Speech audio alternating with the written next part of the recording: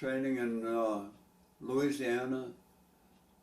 We went from there to, that was a long trip. Yeah, talk about that trip. I mean, that had to be an adventure. When we left from there in March, I think it was, 82? No, 83. 43? 83. And went to Long Beach, California, and got on the ship, big ship. The Hermitage got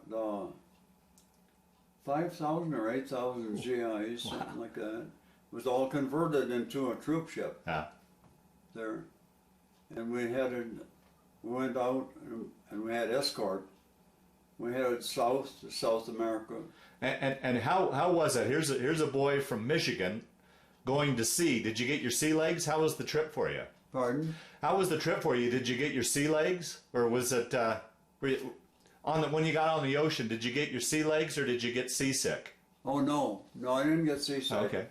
No, I was used to that when I was a kid. My dad was a commercial fisherman. Oh, okay. For quite a while before he got that railroad job, and I'd been on bad storms with him. Okay. There. So you headed to South America, you said? So then we went south, crossed the equator, and went on to Wellington, New Zealand. Wow. And then it was 5 days or 6 there. And then from there out and around to Melbourne, Australia. Another 5 or 6 days. And then from there we stayed south because of the Japanese. Uh-huh. And I thought that's where we were going. Yeah, yeah. You know? No, we're going south farther around. And I think that a submarine spotted us this one time at night, but this big ship we were on had 2 big turbines. They run on one, and they cranked up the other one. And that ship just shook all over, but we could outrun the submarine. They were fast enough with 2 motors, and we did. Wow. And we ended up in Bombay, India. Wow. And from Bombay we transferred onto a 5 British freighters, I think it was, and they took us up the Indian Ocean, up into the Persian Gulf, and up into Karamshal, Iran. And that's where we unloaded, Karamshal, Iran. What an adventure. Pardon? What an adventure that was, that trip. Quite an adventure, that trip. Your whole trip was quite an adventure. I don't understand. The whole time that the trip you took was quite an time it took quite an adventure. 53 days. Wow. Yeah, to get over there. And we was there in Karamshal about 6 days. And it was kind of scary living in these British tents. And these nut coyotes, they're something like about as big as a fox. They had a lot of them. And you'd hear them in the middle of the night. They sound like they're coming out in the tent. About 6 days, and then they shipped out, went up to Tehran. That was it. And from there, they shipped us from different places, you know. I cooked there at Tehran there for a while, until I told you about that. Then you went up to the mountains? Went to the mountains. Yeah.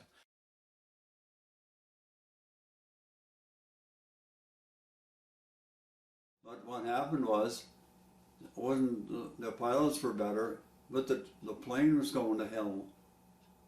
It was backfiring.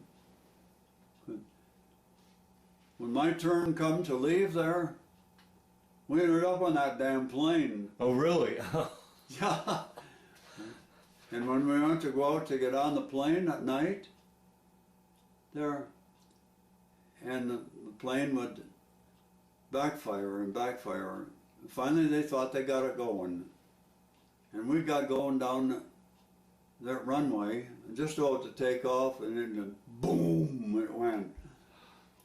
And they shut it down, and back to the other end we go to warm up some more. And you talking about cold sweat? I had it. Oh, sure, yeah.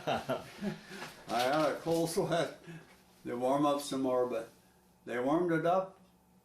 By God, we got going. They got it going, but we had to come back anyway. We got halfway to Habbaniyah, Arabia, where we're supposed to land for fuel, and they come back and said, we got to go back. There's a dust storm going on in Habbaniyah. We can't land. So we had to go back, and when we did go to leave, got another on plane and took us all the way to Casablanca. Wow. Yeah. Wow. Yeah, Casablanca, North Africa. And we stopped in Tel Aviv. Two different places, Cairo and Tel Aviv. We stopped in two places there. And we got a chance to go through the Basda, which is a shopping center in the town. I think that was in Cairo. There are no paved streets, just dirt streets. Wow. There. I had a chance to see that. And when we got in Casablanca, they said you're going to be there for probably 4 or 5 days before you get a plane out. And didn't even get my bed made yet in the tent. We had the tents for us there. And my partner said, Ron, aren't you getting ready? What do you mean? He said, we're going. They're calling us. So when we go and they take us to a room for briefing, what do you think we ended up on? A beautiful DC-6 plane, Pan American, and it flew us to the Azores. We landed in the Azores in the middle of the night, and from there we refueled and went on to Bermuda. Wow. And then from Bermuda to Miami. Wow.